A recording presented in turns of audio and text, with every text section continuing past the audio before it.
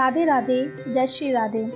आपका हमारे चैनल में स्वागत है। जैसा कि पिछली वीडियो में आपने देखा होगा कि मैंने आमलकी एकादशी का वर्णन और महत्व बताया था।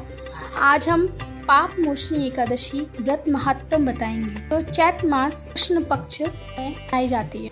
मंगलम भगवान विष्णु मंगलम गरुड़ध्वजा मरणम पूर्णिकाक्षाया मरणाय तनो हरि।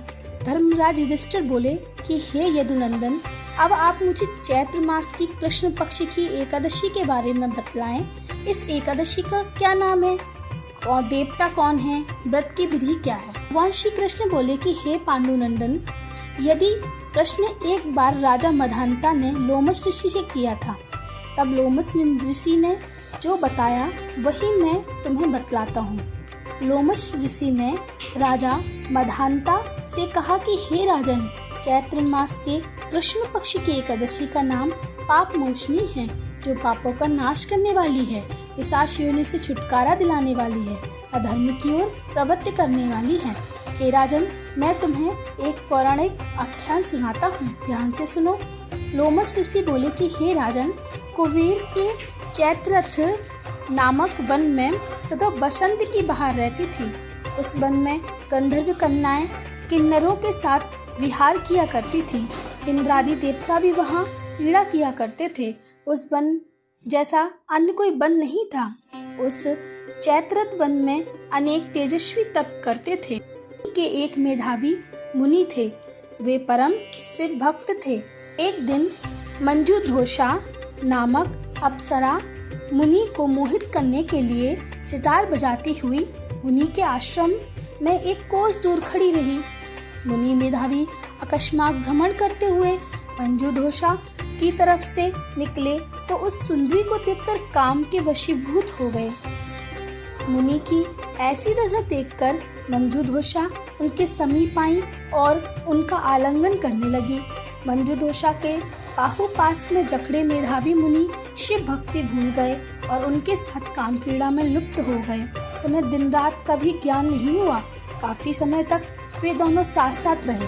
समय का प्रवाह अपनी गति से चलता रहा। आखिर एक दिन मंजूधोषा मुनि से बोली कि हे मुनि, आपके साथ रहते हुए मुझे काफी समय बीत गया है। अब आप मुझे स्वर्ग जाने की आज्ञा दें। उनके वचन सुनकर मुनि बोले कि हे सुंदरी, अभी तो साँझ है, सवेरा तो होने तक ठहरो। मंजूधोषा ने पुनः कहा कि मुनि, अब तक न जाने कितनी ही संध्याएं गुजर चुकी हैं। आप समय का विचार करें और मुझे स्वर्ग जाने की आज्ञा दें। मंजूधोषा की बात सुनकर मुनि मेधावी की ओर आश्चर्य हुआ। वे ध्यान लगाकर समय का विचार करने लगे। तब उन्हें ज्ञान हुआ कि उन्हें उस सुंदरी के मोह पास में बंधे हुए 57 वर्ष 7 माह व 3 दिन गुजर चुके हैं। मेधावी मुनि उस अप्सरा को काल रूप जानकर उसे क्रोधित नेत्रों से देख श्राप देते हुए बोले कि अरे दुष्टे, मेरे तप को भ्रष्ट करने वाली, तू मेरे शाप के अधीन होकर पिशाचनी बन जा। हे पापनी दुराचारणी, तुझे बार बार धिक्कार है।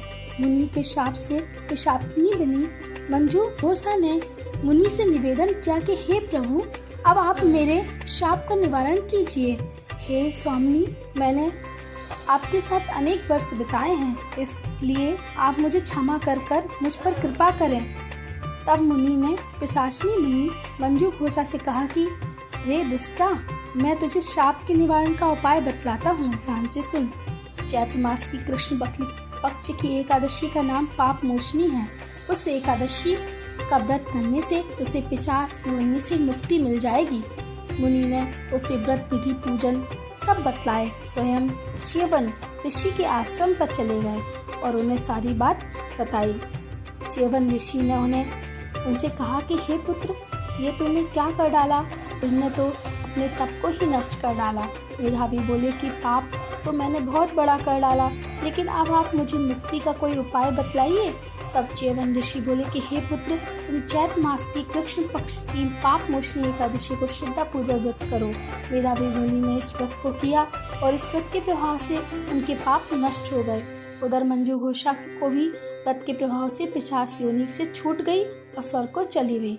लोमस ऋषि बोले कि हे राजन, जो मनुष्य पाप मोचनी एकादशी का व्रत करते हैं उनके सारे पाप नष्ट हो जाते हैं। इसके पठन श्रवण से 1000 गायों के दान का पुण्य मिलता है।